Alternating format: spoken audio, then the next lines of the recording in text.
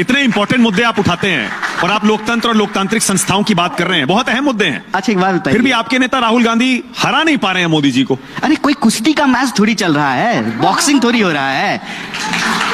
भाई देखिए, बड़ी सीधी सी बात है। आपने क्या कहा, करें, देखिए बड़ी सीधी क्या सी करें, मोदी जी को उठा करके पटक दें।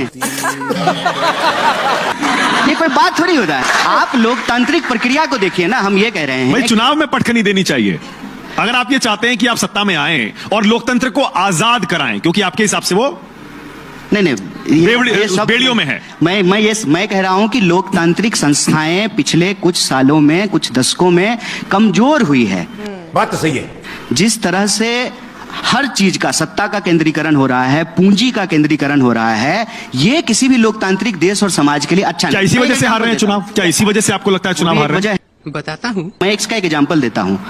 देखिए, हर टीवी चैनल पर सरकार के लोग जाकर के कह रहे हैं कि हम 5 ट्रिलियन इकोनॉमी बनने वाले हैं। बजाइए ताली, बहुत अच्छी बात है। हम 5 के हम 15 ट्रिलियन की इकोनॉमी बन जाएं।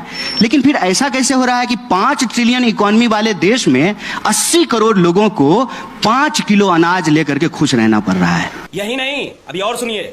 ऐसा कैसे हो रहा है कि इस देश के नौजवानों को 55% यूथ हैं इस देश में, उनको 5,000 की नौकरी नहीं मिल रही है और एक अमीर अपने बेटे की शादी में 5,000 करोड़ रुपया खर्च करता है? सही पकड़े हैं। और कन्हैया भाई, ये जो प्रश्न है, अगर इतने गंभीर मसले हैं, अगर इतने गंभीर मसले हैं और जनता इतनी परेशान है, फिर तो विपक्ष को इस बार जीतना चाहिए था। इंडिया गठबंधन मिलकर भी आप हरा नहीं पाए मोदी जी को। देखिए, अव्वल तो जो है ये ऐसा मत प्रिटेंड कीजिए कि मोदी जी अकेले हैं। मोदी जी का दायां पैर जो है नीतीश जी के हाथ में और बायां चंद्रबाबू नायडू जी के हाथ में है। क्या बात है सर, क्या बात है सर। देखिए, किसी को ना बढ़ा चढ़ा के मत बोलिए। वो अगर उस तरह से देखिएगा तो उनकी सीटें घट गई हैं। वो 303 सीट थी, 240 पे आ गए हैं। लेकिन मैं उसमें जाना नहीं चाहता हूं। मैं संख्या के उस आधार पर लोकतंत्र को, उसके डिस्कोर्स को सीमित नहीं करना चाहता हूं। देखिए, संख्या का क्या है, कोई बैठा हुआ है, पॉलिटिक्स में स्टेक कितना है। मैं कहता हूं कि किसी बीजेपी वाले से पूछ लीजिए, यहां मत पूछिएगा, उसको पार्टी से निकाल देगा। जब बुलाते हैं तो उधर पूछिएगा पीछे कि भाई आज तुम सांसद हो, मंत्री हो, तुम्हारी चलती कितनी है? खाली साइन ही करते हो कि डिसीजन मेकिंग में तुम्हारा कोई स्टेक है? 2 लोग सरकार चला रहे हैं, पहले तो 2.5 थे। कम अरे बाप रे, ये तो धोती खोल रहा है। कम से कम जेटली जी थे तो 2.5 लोगों की सरकार थी, अब तो 2 लोग हैं। और बताइए, और आप देखिए कि सत्ता का केंद्रीकरण कैसे हो रहा है। और आप ये मत कीजिए मानक जी, आप अकेले थोड़ी चैनल चलाते हैं, वो कैमरामैन का कोई रोल नहीं है, वो एडिटर जो बैठ करके कान में आप लगाए हुए हैं, वो जो बोल रहा है आपको, उसका कोई रोल नहीं है। आपके यहाँ भी पार्टी 1-2 ही लोग चलाते नहीं, बिल्कुल राहुल नहीं। गांधी की चलती है? बिल्कुल नहीं है। क्या बात करते हैं आप, मुझे पूछिए। सिर्फ राहुल गांधी की चलती है? बिल्कुल ऐसा नहीं है, यही तो मैं कह रहा हूं, ये ऐसा नहीं है।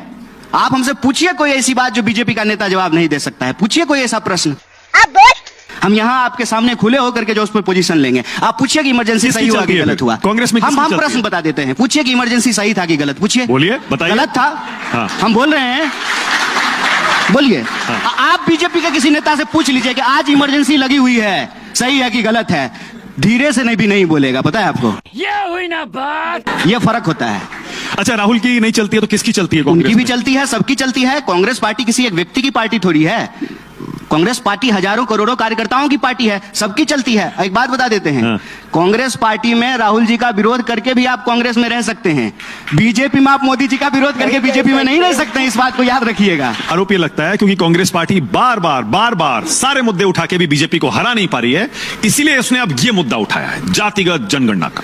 अभी पता चले।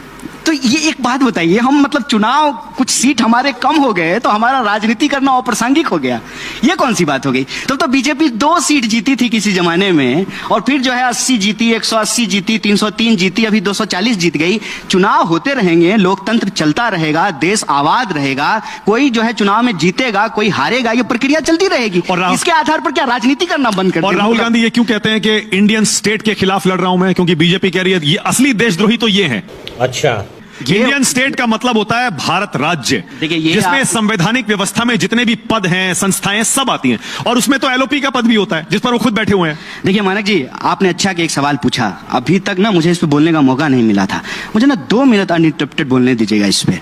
पहली बात तो ये कि ये बयान आज उछाला क्यों जा रहा है। As a audience, as a receiver end पे ना मैं इसको ऐसे समझता हूं कि दरअसल मोहन भागवत जी ने ना एक दिन पहले कहा कि 47 में जो आजादी मिली वो झूठी थी।